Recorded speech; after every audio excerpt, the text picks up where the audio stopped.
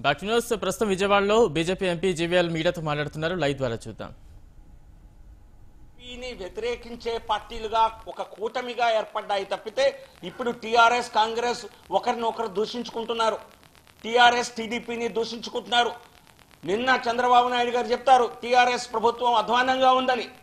మరి అంత అధ్వానంగా ఉన్న ప్రభుత్వంతో పొత్తు పెట్టుకోవాలని మీరు ఎందుకు అర్రులు చాచారు?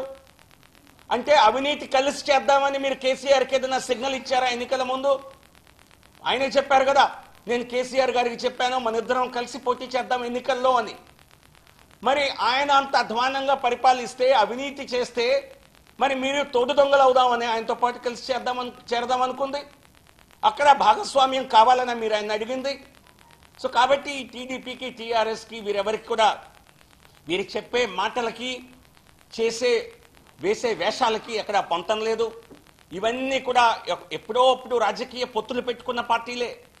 చంద్రశేఖరరావు కూడా కేసీఆర్ గారు కూడా కేంద్ర ప్రభుత్వంలో సోనియా గాంధీ హయాంలో మంత్రిగా చేసిన వారే. టీఆర్ఎస్ కాంగ్రెస్ కలిపి 2004లో పొత్తు పెట్టుకొని ఎన్నికల్లో ఫైట్ చేశాయి. అంతకుముందు ఉన్నటువంటి ఆంధ్రప్రదేశ్లో, యునైటెడ్ ఆంధ్రప్రదేశ్లో. అలాగే టీడీపీ టీఆర్ఎస్ కలిసి కూడా 2009లో కలిసి పోటీ చేశాయి. సో కాబట్టి ఈ పార్టీలన్నీ ఒకే గూటి పక్షులు. అవినీతి అందరిలోనూ ఉన్నది. కాంగ్రెస్, టీఆర్ఎస్, టీడీపీ వీరందరిది అవినీతి మార్గమే. కాబట్టి వీళ్ళందరూ ఎన్నికలయ్యాక కలిసే అవకాశం ఉన్నది.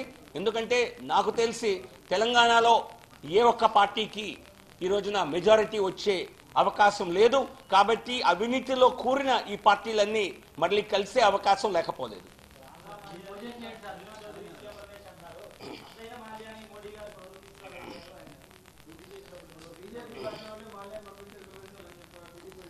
ఈ తెలుగుదేశంలోనే మాల్యాలు ఉన్నారని ప్రజలందరూ గ్రహించారు. కాకపోతే వీరి చంద్రబాబు నాయుడు గారికి కూడా విజయ్ మాల్యాని లండన్లో కలిశారని కబుర్లు వచ్చాయి. కొంచెం తెలుగు మీడియా ఇది కూడా చూపిస్తే బాగుంటుంది. వారికి ఉన్నటువంటి సన్నిహిత సంబంధాలు కూడా చాలా మంది చెప్పారు. వాటి గురించి కూడా మరి ఏదైనా ఆయన దగ్గర నుంచి బ్యాంకు రుణాలు ఎగ్గొట్టడం ఎలా అని ఆయన కన్సల్టెన్సీ కోసం వెళ్ళారేమో నాకైతే తెలియదు. సో కాబట్టి పారిపోయేవారు భయపడి పారిపోయారు. సో ఇప్పుడు ఈ టీడీపీ ఎంపీలు కూడా అదే దోవలో వెళ్లకుండా ఉంటారని ఆశిద్దాం. ఎందుకంటే భయపడేవాడు ఇక్కడ మా ప్రభుత్వంలో సంరక్షణ ఉంటే భయపడాల్సిన అవసరం ఎవరికుంది? అన్ని ఆస్తుల్ని, వారి వేల కోట్ల ఆస్తుల్ని జప్తు చేసిన ఘనత నరేంద్ర మోడీ గారి ప్రభుత్వం. ఈ కుంభకోణాలు బ్యాంకుల్లో చేసిన వారంతా నిద్ర లేకుండా పోతున్నది నరేంద్ర మోడీ గారి ప్రభుత్వంలో. అదే రాహుల్ గాంధీ ప్రభుత్వం ఉండుంటే చెట్టపట్టాలు వేసుకొని ఇక్కడే తిరుగుతూ ఉండేవారు గోవాలో. చంద్రబాబు నాయుడు గారు కూడా డిసెంబర్ 30వ తారీఖు అక్కడికే వెళ్ళేవారు. ఎందుకంటే వీళ్ళందరూ ఒకే గుటికి చెందిన పక్షులు కాబట్టి న్యూ ఇయర్ సెలబ్రేషన్స్కి అందరూ ఒకే చోట అవతరించేవారు. సో కాబట్టి మా ప్రభుత్వ నిబద్ధత వల్లనే మేము వీరిని ఫోర్స్ చేస్తున్నాం కాబట్టి భయపడి పారిపోయారు. ఆంధ్ర మాల్యాలు పారిపోకుండా ఉంటారని నేను ఆశిస్తాను.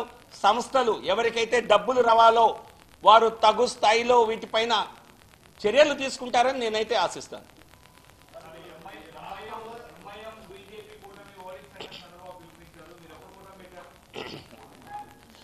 చూడండి, నేను చెప్పినట్టుగా భారతీయ జనతా పార్టీ ఒకవైపు, మిగతా పార్టీలన్నీ కలిసి రాజకీయాలు చేసిన పార్టీలే. టీఆర్ఎస్ టీడీపీ అలయన్స్ కోసం చంద్రబాబు నాయుడు గారే అర్రులు చాచానని చెప్పి ఆయనే చెప్పారు కదా. నేను చెప్పవలసిన అవసరం లేదు, నేనే ఆరోపణ చేయట్లా. చంద్రబాబు నాయుడు గారే మీడియా సమక్షంలో చెప్పారు. నేను కేసీఆర్